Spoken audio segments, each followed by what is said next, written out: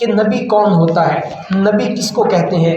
آپ اور میں اکثر سنتے رہتے ہیں کہ 1,24,000 یا 44,000 کم و بیش انبیاء علیہ الصلاۃ والسلام دنیا کے اندر آئے۔ نبی کے بارے میں علماء کرام نے نبی کی ایک تعریف لکھی ہے کہ نبی کے اندر 4 خصوصیات ہوتی ہیں، یعنی جس شخص کے اندر 4 خصوصیات ہوں اس کو نبی کہتے ہیں۔ نمبر 1 جو نبی ہوتا ہے وہ انسان ہوتا ہے۔ نمبر 2 جو نبی ہوتا ہے وہ مبعوث من اللہ ہوتا ہے، یعنی اللہ کی طرف سے مبعوث کیا ہوتا ہے۔ نمبر 3 جو نبی ہوتا ہے وہ معصوم عن الخطا ہوتا ہے، یعنی اس سے خطا کا احتمال نہیں ہو سکتا، اس سے خطا نہیں ہو سکتی۔ اور نمبر 4 جو نبی کے اندر خصوصیت ہوتی ہے کہ نبی کی اتباع کرنا فرض ہوتا ہے۔ یہ جو نبی ہوتا ہے اس کے اندر یہ 4 خصوصیات ہیں۔ نمبر 1 انسان ہوتا ہے، نمبر 2 معصوم عن الخطا ہوتا ہے، نمبر 3 مبعوث من اللہ ہوتا ہے، اور نمبر 4 اس کی اتباع کرنا، اس کے پیچھے چلنا، اس کے حکم کو ماننا، اس کی فرما برداری کرنا، اس کی اطاعت کرنا، یہ ہر امتی پر فرض ہوتا ہے۔ اب یہاں سوال یہ پیدا ہوتا ہے کہ انسان کس کو کہتے ہیں۔ حضرت عبد القادر محدث دہلوی رحمۃ اللہ علیہ نے انسان کے بارے میں تعریف لکھی ہے۔ نمبر 1 2 قسم کے لوگ ہوتے ہیں۔ ایک انسان جو ہوتا ہے اس کی 2 خصوصیات ہیں، یعنی جس کے اندر 2 خصوصیات پائی جائیں اس کو انسان کہتے ہیں۔ انسان اس کو کہتے ہیں جو محسوس ہو، یعنی ذی محسوس، جس کو محسوس کیا جا سکے، جس کو پکڑا جا سکے، جس کو چھوا جا سکے، جس کو دیکھا جا سکے۔ اور نمبر 2 وہ ذی عقل ہو، یعنی اس کے اندر کامل عقل ہو، اس کو انسان کہتے ہیں۔ آپ اس مائک کو دیکھیے، یہ محسوس تو کیا جا سکتا ہے لیکن اس کے اندر عقل نہیں ہے۔ آپ فرشتوں کو دیکھیں، ان کے اندر عقل تو ہے لیکن آپ ان کو دیکھ نہیں سکتے، محسوس نہیں کر سکتے، پکڑ نہیں سکتے۔ جنات کے اندر عقل تو ہے لیکن آپ ان کو دیکھ نہیں سکتے، پکڑ نہیں سکتے، محسوس نہیں کر سکتے۔ جانوروں کو آپ محسوس کر سکتے ہیں، پکڑ سکتے ہیں لیکن ان کے اندر عقل نہیں ہے۔ پتہ یہ چلا کہ انسان کے لیے 2 شرائط اللہ نے رکھی، نمبر 1 اس کے اندر عقل ہو، نمبر 2 اس کو محسوس کیا جا سکے۔ اب آگے انسان کی بھی 2 قسمیں ہیں، نمبر 1 انسان، عورت بھی انسان ہے، نمبر 2 مرد بھی انسان ہے۔ اب عورت اور مرد ہم نے یہ دیکھا کہ اللہ جس کو نبی بناتا ہے وہ انسان ہوتا ہے۔ نمبر 2 انسان کون سا ہوتا ہے؟ جو جس کے اندر محسوس کا مادہ بھی ہو، یعنی جس کو پکڑا بھی جا سکے اور جس کے اندر عقل بھی کامل ہو، اس کو کیا کہتے ہیں؟ انسان کہتے ہیں۔ لیکن عورت جو ہے یہ جن سے نازک ہے اور جو مرد ہے یہ جن سے قوی ہے، یعنی عورت جو ہے وہ عقل کے اعتبار سے بھی کمزور ہے، جسمانی اعتبار سے بھی کمزور ہے۔ وہ تو اپنا بوجھ نہیں اٹھا سکتی، وہ اپنے بوجھ کے لیے مرد کی محتاج ہوتی ہے، دوسروں کی محتاج ہوتی ہے، تو امت کا بار وہ کیسے اٹھا سکتی تھی؟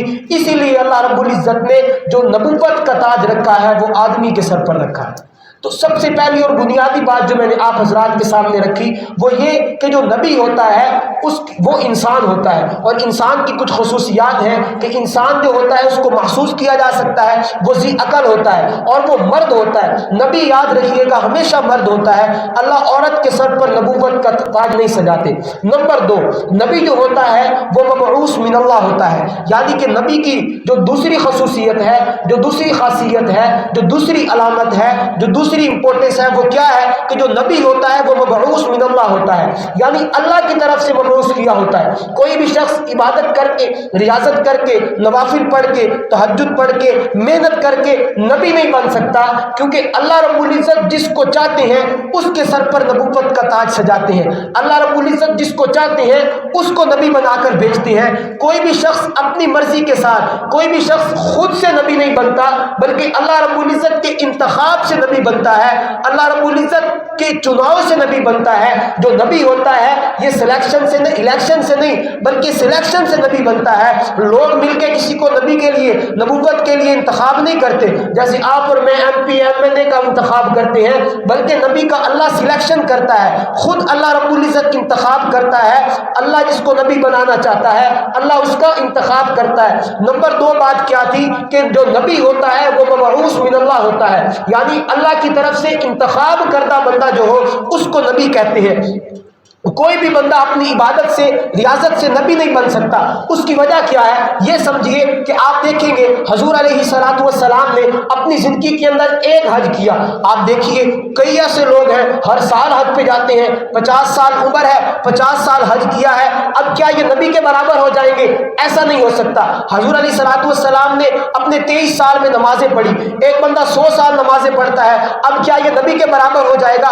नहीं हो सकता। उसकी वजह यह है कि जो नबी होता है उसका एक सजदा सारी उम्मत की इबादत से भी ज्यादा होता है। तो नंबर 2, जो नबी होता है वो मबऊस मिन अल्लाह होता है। कोई भी बंदा अपनी इबादत और रियाजत के साथ नबी बन सकता नहीं है, वो अल्लाह का इंतखाब होता है। बिल्कुल इसी तरह जो सहाबी होता है वो भी अल्लाह की तरफ से इंतखाब करता बंदा होता है। कोई भी शख्स अपनी मर्जी से इबादत करके, रियाजत करके, मेहनत करके सहाबी नहीं बन सकता, क्योंकि नबी वो बनता है जिसके सर पे अल्लाह ताजे नबूवत सजाता है, और सहाबी वो बनता है जो हुजूर अलैहिस्सलातु वस्सलाम की ईमान की हालत में सोबत उठाता है, सोबत से सहाबी बनता है।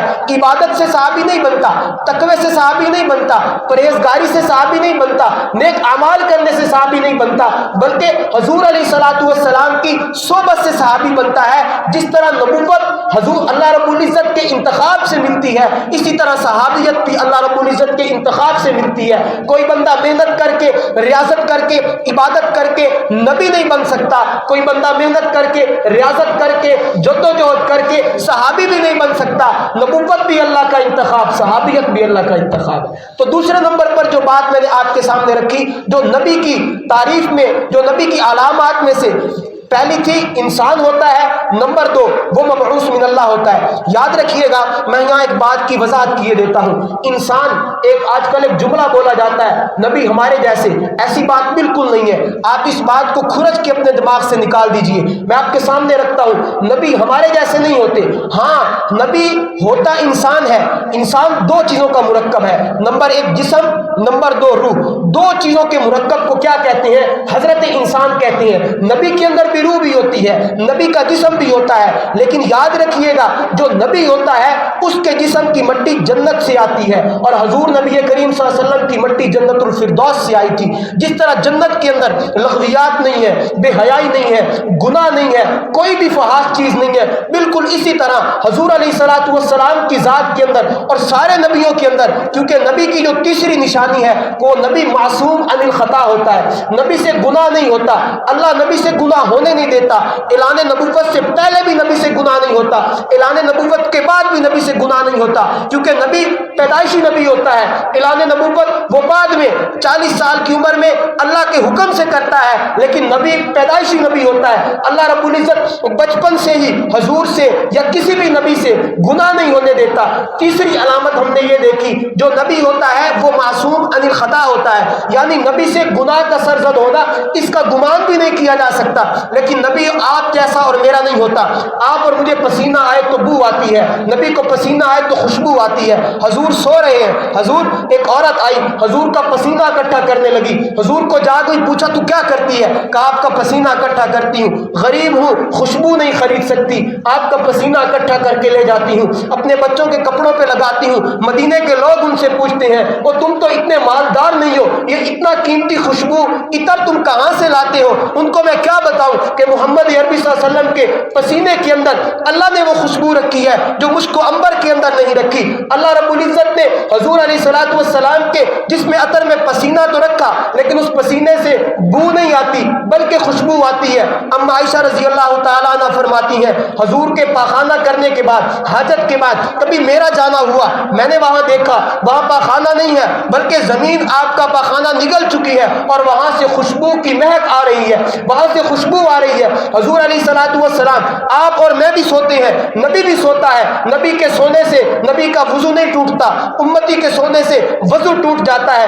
आपको और मुझे भी ख्वाब आता है, आपके और मेरे ख्वाब की कोई हकीकत नहीं है, लेकिन जो नबी को ख्वाब आता है, नबी का ख्वाब अल्लाह की तरफ से वही होता है। कैसे कोई कह सकता है कि नबी हमारे जैसा होता है? सवाल ही नहीं पैदा होता। हजरत अबू हुरैरा रज़ी अल्लाह तआला अन्हु फरमाते हैं, उनके घर कुछ सहाबा आए, दावत की, उनके सामने एक कपड़ा रखा, वो गंदा था, उन्होंने सहाबा के सामने उस कपड़े को आग में डाला, थोड़ी देर बाद उस कपड़े को निकाला, झाड़ा, सहाबा के सामने रख दिया। फरमाया अबू हुरैरा बड़ा अजीब काम किया तूने, आग का काम है जला देना, कपड़ा था उसका काम था इसको जला देती, उसने इसको क्यों नहीं जलाया? कहा मैं तुम्हें क्या बताऊं, जिस तरह आज तुम मेरे मेहमान हो, एक दिन कमली वाला मेरे घर आया था, यही कपड़ा मैंने हुजूर के सामने रखा था, हुजूर ने अपने हाथ इससे साफ किए थे, वो दिन और आज का दिन इस कपड़े को मैं आग में डालता हूँ, इस पर आग असर नहीं करती, मैल कुचैल को खा जाती है। अल्लाह के नबी सल्लल्लाहु अलैहि वसल्लम जिस कपड़े को हाथ लगा दे उसको दुनिया की आग कुछ नहीं कहती, और सहाबा जो हुजूर के साथ थे उनको जहन्नुम की आग कैसे कुछ कह सकती है। हजरत मुफ्ती शफी साहब रहमतुल्लाह अलैह फरमाया करते थे, मैं कभी जालियों के पास नहीं गया, जालियों के करीब नहीं गया, लोगों को बड़ा ताज्जुब होता। मुफ्ती रफी उस्मानी साहब से मैंने खुद वाकया सुना, कहने लगे मैंने अब्बा जी से सुना, मैंने कहा अब्बा जी आप जालियों के पास नहीं जाते, लोग जाते हैं, चिमटते हैं, चूमते हैं, बहुत कुछ करते हैं, आप फरमाया करते थे मेरी हिम्मत नहीं होती, मेरी हिम्मत नहीं होती। फरमाने लगे एक दिन मैं जालियों के करीब थोड़ा दूर होकर खड़ा था, जालियों से आवाज आई कि ए शफी तू हमारे जालियों के नजदीक है, और अगर हमारी सुन्नत से दूर है तो वो हमसे दूर है, हमसे उसका कोई ताल्लुक नहीं, और जो हमसे दूर है, हमारी जालियों से दूर है और हमारी सुन्नत के करीब है, वो हमारे करीब है। तो जो नबी होता है वो क्या होता है, मासूम अनिल खता होता है, नबी से गुनाह नहीं होता, लेकिन नबी हमारे जैसा इंसान नहीं होता। मैंने आपके सामने कुछ दलाइल रखे, बहुत से दलाइल पेश किए जा सकते हैं कि नबी हमारे जैसा इंसान नहीं होता। नबी तो बहुत आला मर्तबे का, बहुत आला मकाम का इंसान होता है, क्योंकि उसकी मट्टी जन्नत की मट्टी होती है। और चौथे नंबर पर जो नबी की अलामत है, नबी की निशानी है, वो क्या है कि नबी की इत्तिबा करना फर्ज है। जो नबी होता है उसकी इत्तिबा करना क्या होता है, फर्ज होता है। उम्मती के जिम्मे होता है कि वो नबी की इत्तिबा करे, क्योंकि जब तक नबी की इत्तिबा नहीं करेगा, और नबी की इत्तिबा के लिए मैं एक जुमला कह देता हूँ, नबी की इत्तिबा के लिए शर्त है, जो बंदा ये चाहता है कि मैं नबी की इताअत करूँ, हजूर की इताअत करूँ, हजूर की पैरवी करूँ, आपके तरीकों पर चलूँ, आपकी सुन्नतों पर अमल करूँ, यकीनन इसी में दुनिया आखिरत की कामयाबी है। तो उसके लिए जरूरी है कि वो हजूर से मोहब्बत करे, क्योंकि हजूर ने फरमाया ला युमिनु अहदुकुम हत्ता अकूना हब्बा इलैहि मिन वालिदिही व वलदिही वन नासि अजमईन, कि जब तक तुम अपने माल जायदाद हर चीज से बढ़कर, अपने वालिदैन से बढ़कर, अपने बीवी बच्चों से बढ़कर मैं मोहम्मद से मोहब्बत करने वाले ना हो जाओ, उस वक्त तक तुम्हारा ईमान ही कामिल नहीं हो सकता। तो नबी की इताअत के लिए सबसे बुनियादी और सबसे जरूरी चीज क्या है कि नबी के साथ क्या की जाए, मोहब्बत की जाए। मैं एक जुमला और बढ़ के कहता हूँ, उलमा ने बड़ी अजीब बात लिखी है कि ईमान के लिए जरूरी है नबी की इताअत की जाए और नबी से मोहब्बत की जाए।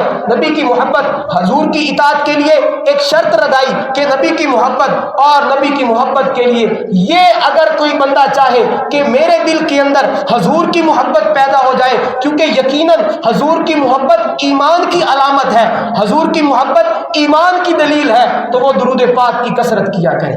उसके दिल के अंदर अल्लाह अपने महबूब की मोहब्बत पैदा कर देगा, और जब बंदे को किसी से मोहब्बत हो जाती है उसकी बात माननी आसान हो जाती है, रात को ठठरती रातों को निकलना उसके हुक्म पर आसान हो जाता है, जून जुलाई की गर्मी बर्दाश्त करना आसान हो जाता है। मसला यहाँ पैदा हुआ, खराबी यहाँ से पैदा हुई कि हमें हुजूर से मोहब्बत नहीं है।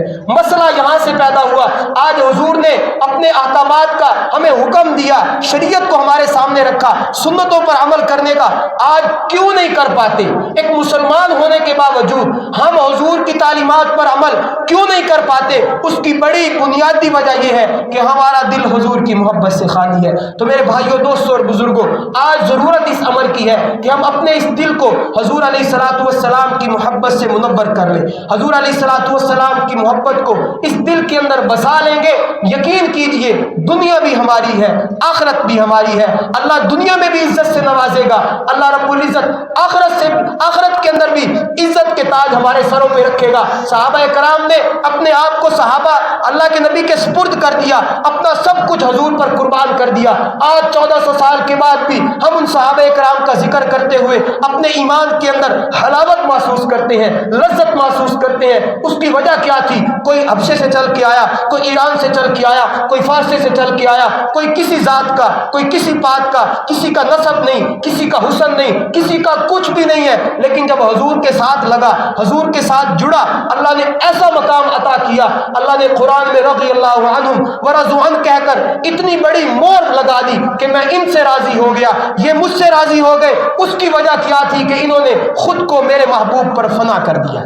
اس کی سب سے بنیادی وجہ جو اللہ کی رضاعت کا پروانہ صحابہ کو ملا ہے، وہ صرف اس وجہ سے ملا کہ انہوں نے اپنی ذات کو حضور کی ذات پر فنا کر دیا۔